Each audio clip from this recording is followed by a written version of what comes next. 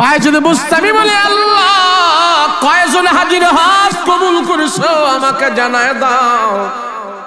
তুমি কেমনে জানাইবে এটা তোমার বিষয়, আমার জানবার মনে চায়।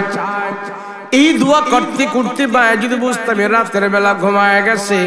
ঘুমের ঘরে আল্লাহ পাক তার স্বপ্নে দেখাইতেছেন, এ বাইজিদ যত হাজির আসছে সবার হজ আমি আল্লাহ কবুল করেছি, তবে একজন হাজির হজ আমি আল্লাহ কবুল করি নাই। তারা তুমি খানায় কাবায় পাবে না, হাতিমি কাবায় পাবে না। ওই সাফা মারওয়া পাহাড়ে যায় দেখো, একজন হাজি সেখানে কান্না করতেছে, মাথার চুলগুলো ছেড়ে ফেলতেছে, হাউমাউ করে কান্না করতেছে, আমি আল্লাহ তার হজ কবুল করে নাই। রাতের বেলা ঘুমের ঘরে যখন নাকি বাইজিদকে স্বপ্নে দেখাইলেন, এই স্বপ্ন দেখার পর বাইজিদ বুস্তামি ঘুম থেকে জাগ্রত হয়ে গেছে।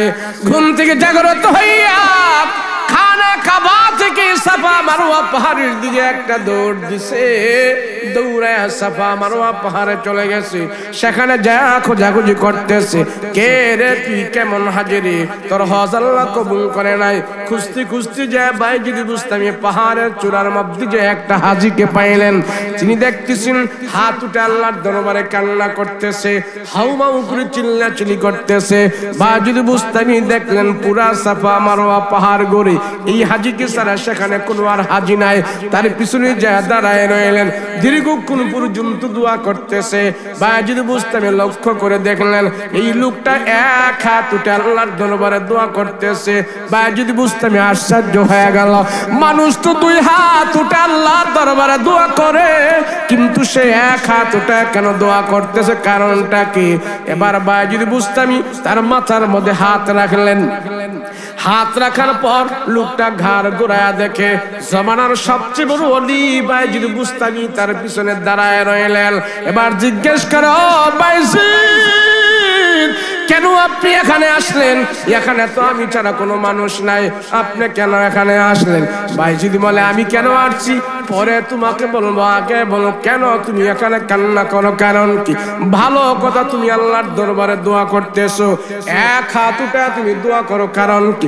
আর একটা হাত তোমার কোথায়? এবার বাইজিদ বুস্তামি তার গা থেকে চাদরটা সরাইলেন। চাদর সরায়া দেখে একটা হাত এখান থেকে কর্তন করা। বাইজিদ বুস্তামি তারে জিজ্ঞাসা করে, ভাই রে তোমার হাতটা কোথায়? এখান থেকে তোমার হাতটা নাই কেন? দুনিয়াতে কি আসে নাই না কোনো অ্যাক্সিডেন্ট দুর্ঘটনা হয়েছে? লোকটা ডাক দেয়া বলে, ও আল্লাহর ওলি, আপনি আমাকে চিনেন না, আমি কে? আমি আপনাকে চিনি। ও বাইজিদ, আমার নাম হইল হারুন, আপনাকে আমি চিনি, আপনি আল্লাহর একজন ওলি। আমি হইলাম এই দুনিয়ার এখন বর্তমানে সবচেয়ে বড় একজন সন্ত্রাসী। আমি একজন নাপাক মানুষ, আপনি একজন পবিত্র মানুষ। আপনি এখানে আসছেন আমার দুঃখের কথা আপনি জানতে চাইতেছেন। বাইজিদ বলে, হারুন বলো, তোমার হাত কি দুনিয়াতে আসে নাই নাকি কোনো অ্যাক্সিডেন্ট হয়েছে? বাইজিদ বুস্তামি এই কথা বলার পর হারুন নামক ব্যক্তিরা ডাক দেয়া বলে, ও বাইজিদ, তোমার মা তোমাকে আল্লাহ নবী চিনাইছে, ওযু গোসল চিনাইছে, নামাজ রোজা চিনাইছে। তোমার মা তোমাকে দুনিয়াতে পাক না পাকে চিনাইছে, হালাল হারাম চিনাইছে। তোমার মা তোমার দেখাশোনা করেছে, তোমার মা তোমার খবর নিয়েছে, তোমার মা তোমাকে যত্ন নিয়েছে, তোমার মা তোমাকে সুন্নাত তরিকায় সবকিছু শেখাইছে। আমার মা আমাকে চিনায় নাই, আমার মা আমাকে কোরআন কিতাব শেখায় নাই, আমার মা আমাকে আল্লাহ নবী চিনায় নাই, পাক না বাকি আমি চিনি না। আমার মা বেপর্দা হয়ে মায়ের হালাতে মায়া চলছে, আমি সন্তান আমার হালাতে আমি চলেছে। আমি পাড়া মহল্লার 2 নাম্বার ছেলেদের সাথে চলাফেরা করে আমি গুনাহগার হয়েছি, আমি সন্ত্রাসী হয়েছে, আমি নেশাখোর হয়েছে। আমি একদিন নেশা খায়া মাতাল হয়ে বাড়িতে আইসা আমার মার সাথে আমি ঝগড়া বিবাদে লিপ্ত হয়ে গেলাম। বাগবিতুন্ডি জড়াইয়া আমার হাত দিয়ে আমার মার আমি মারছিলাম। আমার মাইরির কারণে আমার মা দুনিয়ার জমিন থেকে বিদায় হয়ে গেছে। এই বছর হজে আসার আগে আমি যখন ঘুমাইতে যাই আমি স্বপ্নে ভালো দেখি না, আমার শুধু মনটা বলে যে হাত দিয়া তোর মারে তুই মারলে এই হাত দিয়া তুই খানায় খাবার গিলাপ কেমনে ধরবি রে বেঈমান,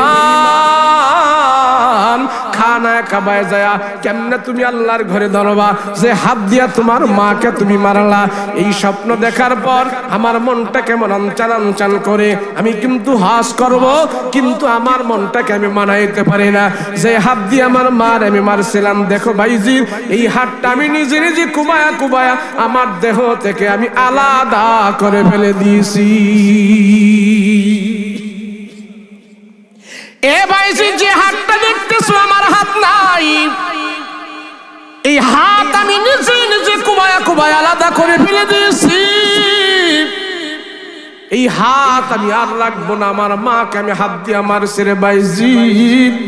বাইজিদ তখন মনে মনে বলতেছেন আল্লাহ তার হজ কবুল হয় না, আমি এখন বুঝে ফেলেছি সে তো তার মায়ের অবাধ্য সন্তান, তার মাকে সে মেরেছে, তার মায়ের অবাধ্য সন্তান, এর জন্য তার হজ কবুল হয় নাই।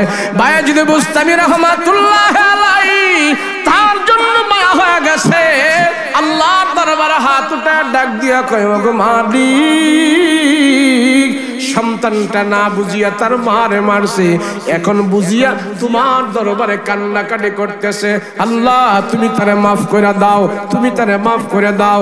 বায়াজিদ বুস্তামির কাছে এলহাম চলে আসলো, সাবধান এই বেয়াদবির জন্য তুমি আমার কাছে দোয়া চেও না, আমি আল্লাহ তারে ক্ষমা করবো না যতক্ষণ পর্যন্ত তার গর্ভধারিণী মা তারে ক্ষমা না করবে, আমি আল্লাহ তারে ক্ষমা করতে পারি না। সাবধান চলে যাও। যদি বুঝে থাকেন বলেন এই সন্তানের হজ কবুল হয় নাই কার কারণে? বলেন না কার কারণে? আর বাইজিদ বুস্তামির হজ কবুল হয়েছেন মার কারণে। কথা বলেন কিনা? একজন মায়ের কারণে আল্লাহর ওলি, আরেকজন মায়ের কারণে সন্ত্রাসী। আল্লাহ কয় কোরআন খোলো, হাকিম লুকমান একজন গরিব মানুষ সন্তানদেরকে কিভাবে নেক সন্তান বানাইছে, সন্তানদেরকে কিভাবে আলেম বানাইছে। হাকিম লুকমানের জীবনী পড়ো, এখান থেকে তুমি শিক্ষা নাও, শিক্ষা নিয়ে তোমার সন্তানদের প্রতি তুমি এগুলি প্রয়োগ করো, আল্লাহ তোমার সন্তানদেরকেও মানুষ করে দিবে। কথা বলেন ঠিক কিনা? জন্য আল্লাহ আমাদেরকে কোরআন হাদিস অনুযায়ী আমাদের সন্তানদের প্রতি যেন আমরা ভালোবাসা স্থাপন করতে পারি, আমাদের সন্তানদের প্রতি আমরা যেন সুনজর দিতে পারি। আমার ছেলে যেন নেশাখোর না হয়, আমার ছেলে যেন আকাম কুকামের দিকে না যায়। আমি বাবা এগুলি নজরদারি রাখা, যত্নবান রাখা, এটা আমার ইমানি দায়িত্ব। কথা বলেন ঠিক না?